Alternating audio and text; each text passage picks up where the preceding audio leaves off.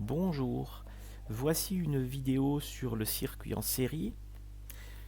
Alors, qu'est-ce qu'un circuit en série? C'est un circuit qui ne contient qu'une seule boucle. Alors, une seule boucle, cela signifie obligatoirement que les dipôles s'enchaînent les uns derrière les autres, comme dans un collier.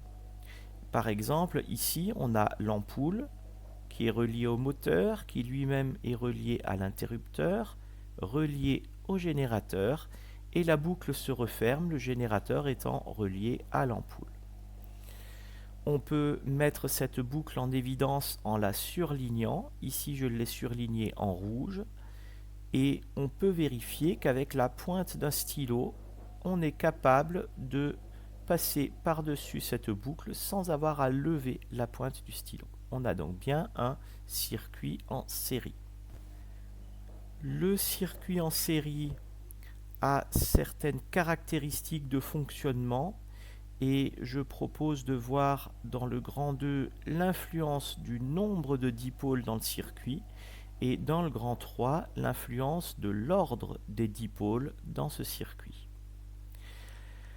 Alors, pour comprendre comment le nombre de dipôles peut influencer leur fonctionnement, je vous ai proposé de faire une activité expérimentale avec un simulateur sur Internet.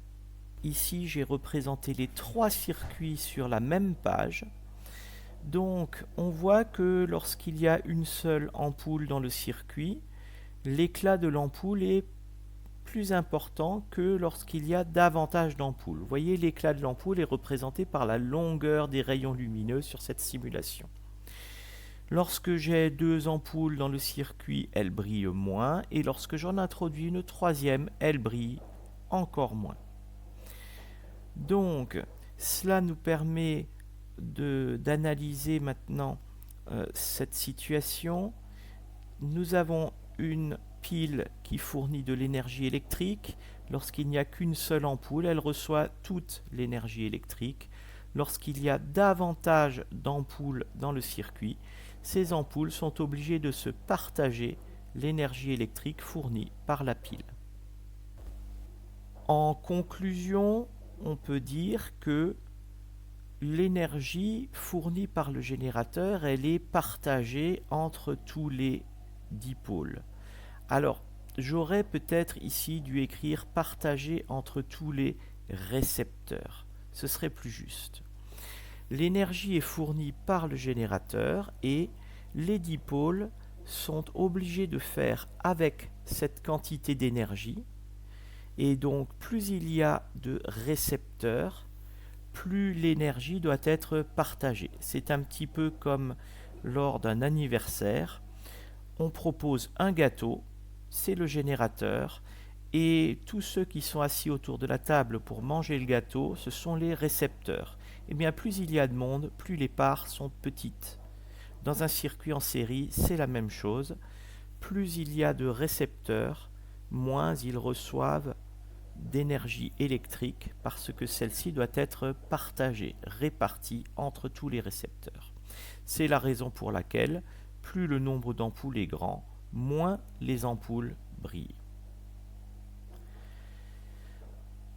Maintenant, voyons comment l'ordre des dipôles peut influencer ou non leur fonctionnement. Là aussi, je vous ai proposé une activité expérimentale à faire avec le simulateur. Le but est de comprendre que si l'on met cette ampoule L1 à gauche et la L2 à droite dans le circuit A, et si j'inverse la position de ces deux ampoules dans le circuit B, la L1 se retrouve à droite et la L2 à gauche, eh bien, est-ce que c'est toujours celle de gauche qui va briller fortement ou faiblement, et celle de droite qui brillera différemment, ou bien est-ce que c'est la L1 qui va toujours briller de la même manière, et donc la L2 aussi qui brillera de la même manière. Alors, pour distinguer les ampoules, j'affiche les valeurs. Ces valeurs correspondent à la résistance des ampoules.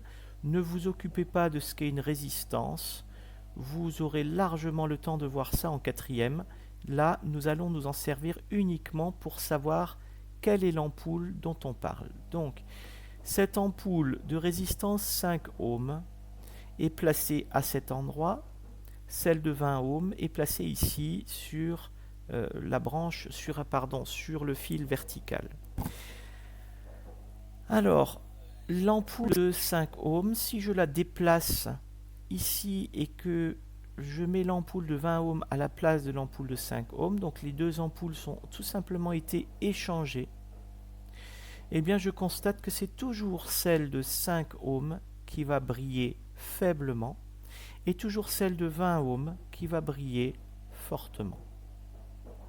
En conclusion, eh bien, on se rend compte que l'ordre dans lequel les dipôles se suivent dans le circuit ne modifie pas la manière dont ils fonctionnent. L'ampoule L1, qu'elle soit à gauche, à droite, en haut, en bas, brillera toujours de la même manière, de même pour la lampe L2. Donc, dans un circuit en série, les dipôles peuvent être connectés les uns aux autres dans n'importe quel ordre, cela ne modifiera jamais le fonctionnement du circuit. Merci.